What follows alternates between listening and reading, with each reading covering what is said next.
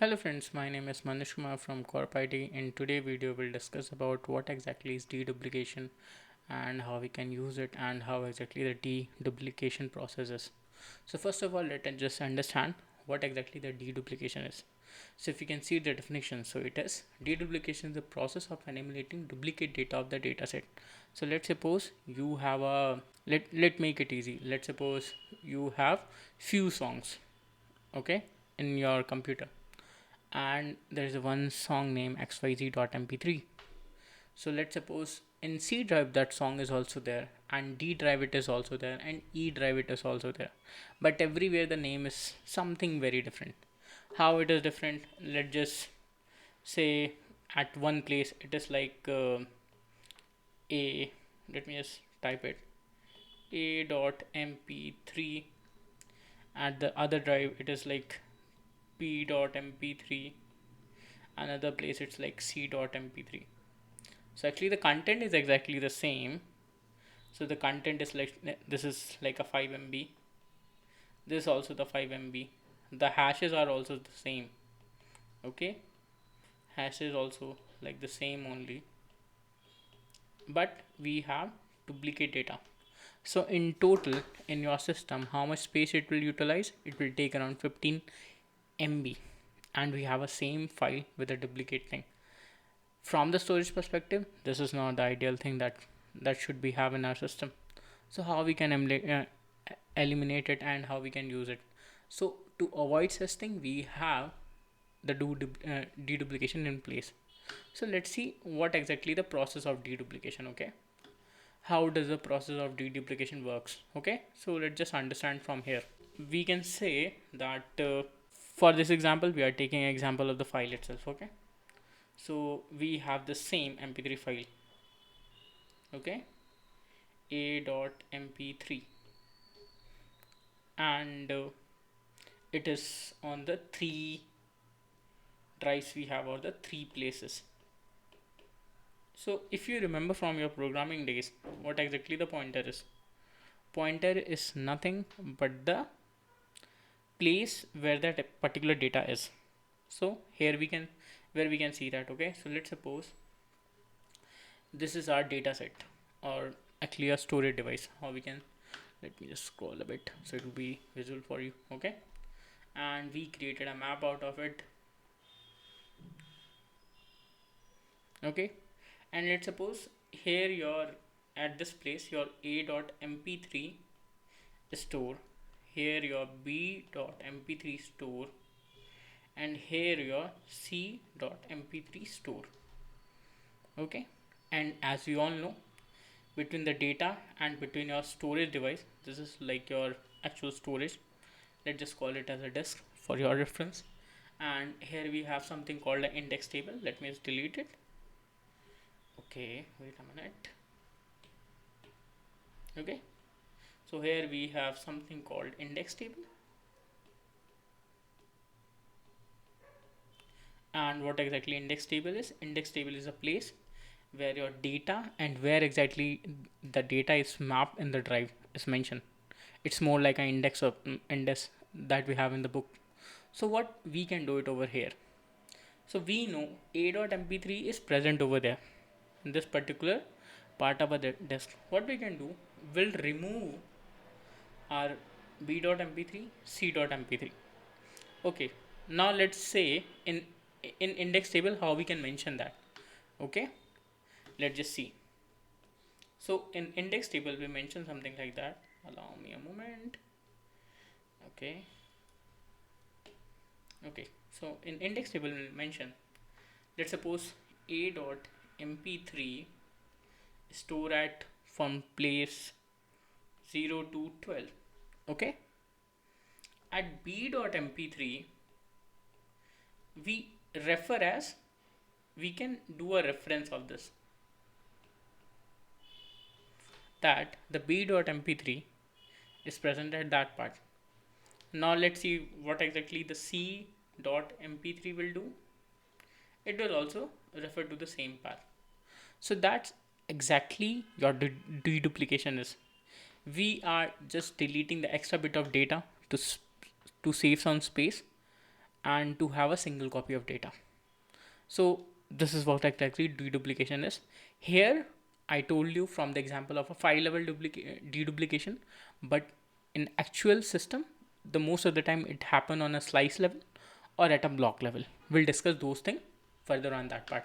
Now let's just go back to this.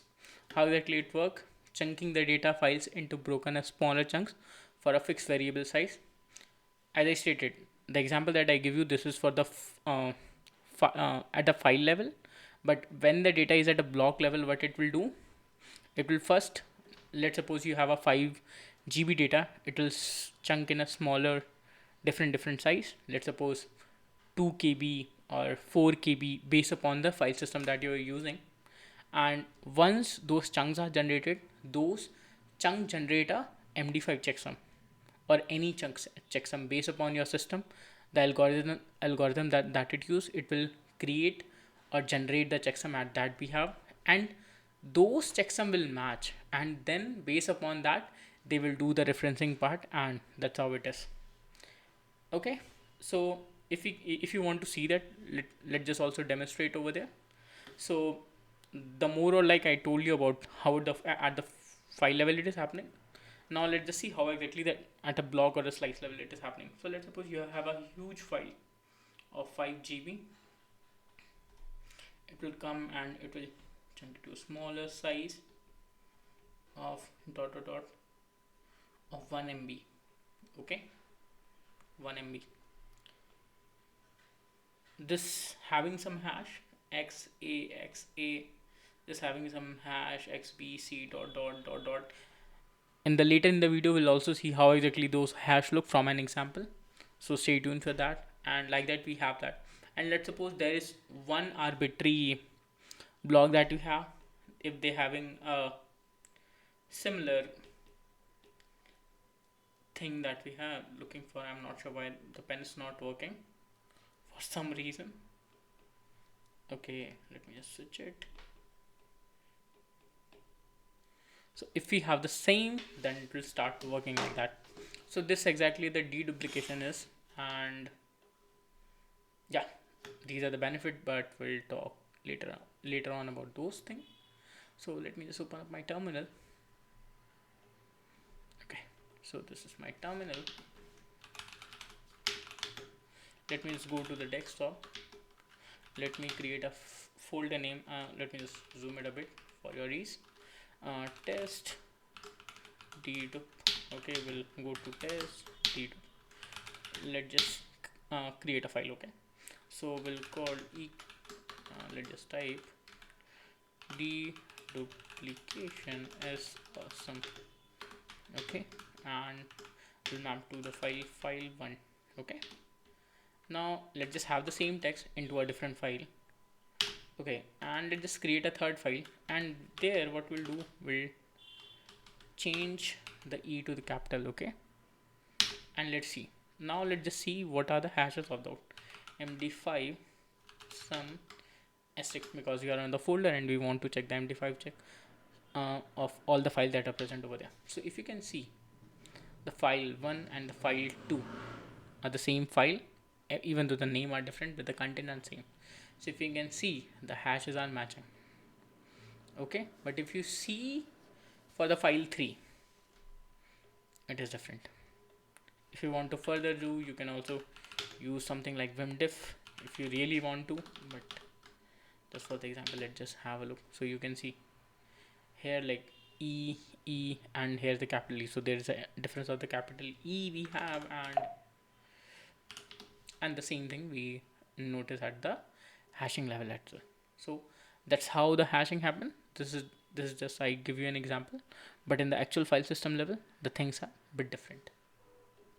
So once we have that how exactly things are, now let's just understand what are the benefit of the deduplication.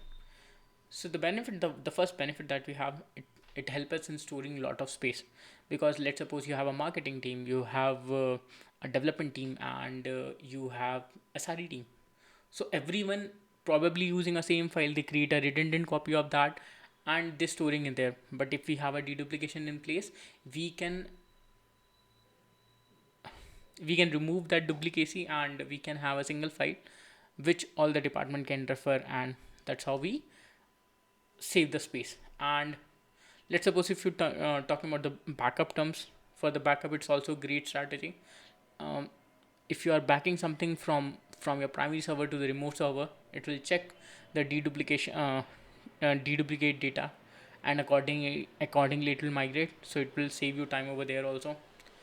And cost saving, less storage mean lower cost of hardware and maintenance. If you are saving your space, then you need not to buy the new space, new drives and all those stuff, so you will also saving the money on that aspect. And it will also streamline the data management. Managing a smaller deduplicate data set is easily and less error prone. So yeah, this is this like deduplication. Most of the storage vendor that having, they having their license attached to this. Without license you cannot use the service. I'm not sure whether Trueness provide that or not, because my hardware is not that great. And another thing is that it's just a test environment, so I never implement this. So you can also try with that. And let's just understand what exactly the types of deduplication. Anyway, we already discussed, but let just quickly have a look. So first thing is the file level duplication. So file level deduplication we already discussed over here, how exactly this thing works. And for the block level deduplication, this is how we discuss what exactly the block level. And one thing is the inline and the post processing deduplication. So what exactly inline deduplication is? The data stream is coming to the system, and at that time itself it will just calculate the hashes and it will see, okay, we have the duplicate entry, we'll remove that and we'll give the reference of it. So this is called the inline deduplication. And what is the post process duplication? Once your data is actually stored on the system, then it will run the deduplication. It will find out, okay, what exactly your deduplicate data is, and then it will start removing that. So that's called post processing deduplication. So I guess you understand what exactly deduplication is and how it is useful, what are the type of duplication, what exactly the hashing are. If you have any doubt, just let me know in the comment. I will more than happy to assist you with the same. You can follow me on my social media handle, and if you have any doubt, you can let me know. I will more than happy to help you with your queries. So that's all for this video. We'll see you in the next one. Till the time, peace.